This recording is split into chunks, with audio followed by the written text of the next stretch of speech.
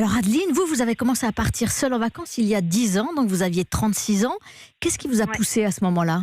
Alors, en fait, j'en avais marre de mon travail. Du coup, j'ai pris une année sabbatique et je suis partie voyager un an autour du monde. Toute seule. Et qu'est-ce qui vous a poussé à partir seule, justement?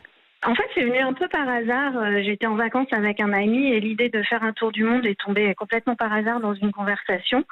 Et le lendemain de cette conversation, j'ai croisé deux Espagnols qui venaient de partir d'Espagne pour un tour du monde.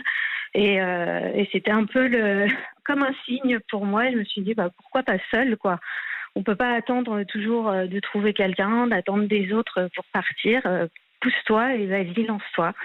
Et voilà comment je suis partie 7 mois après. Et qu'est-ce que vous l'Inde. espériez quand vous avez décidé comme ça de partir seule, de rester seule avec vous-même ou au contraire de faire des rencontres? Oh non, de faire des rencontres. Non, seule avec moi-même, même si j'ai un tempérament assez solitaire, rester un an toute seule comme ça, c'est un peu lourd, quoi. Mais non, faire des rencontres. Mais je savais, j'avais déjà voyagé, en solo non, mais avec mon sac à dos, 3 semaines avec des amis, voilà. Et je savais que c'était quand même assez facile de faire des rencontres quand on voyage comme ça. Donc, c'était ça que j'attendais. Mais en même temps, je m'étais pas mise la pression, quoi. Je m'étais dit, tu pars seule. Et puis, si tu vois que c'est pas ton truc, tu rentres et ce sera pas un échec.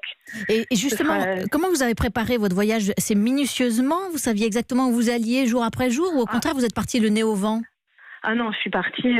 Je savais, en fait, j'avais des points que je voulais voir. Par exemple, je rêvais de voir le Taj Mahal encore au Cambodge et je rêvais d'aller au Machu Picchu. Donc ça, c'était mes 3 incontournables. Et puis après, le reste, je l'ai fait un peu au fil de mes rencontres, de mes envies, de l'adaptation aussi, parce que quand on part tout seul comme ça, on ne sait pas trop comment on va être, dans quel état d'esprit on va être.